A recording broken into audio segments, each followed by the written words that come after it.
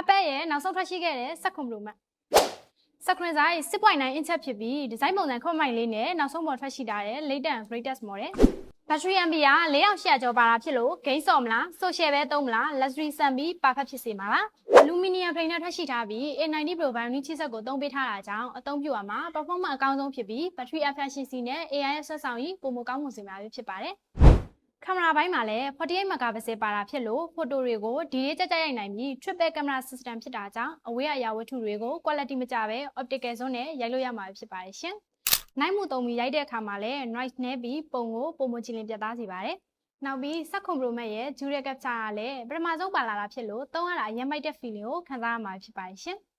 ဒါကြောင့် professional video ရိုက်မဲ့သူတွေ content creator, blogger, mobile photographer တွေအတွက် iPhone 16 Pro Max ကင်မရာကအလွန်သင့်တော်တဲ့ camera system တစ်ခုဖြစ်တယ်လို့ပြောလို့ရပါတယ်ရှင်။အဲဒါကြောင့် iPhone model မြင့်ဝယ်ဖို့စဉ်းစားနေရင်သုံးရတာ smart ကြပြီးအမြင့်ဒီဇိုင်းအဆန်းနဲ့ luxury ဆန်တဲ့ bike ကိုအပြည့်ရရှိစေတဲ့ feature တွေပါဝင်တာကြောင့် iPhone 16 Pro Max ကိုရွေးချယ်ဝယ်ယူဖို့အတွက် recommend ပေးပါတယ်ရှင်။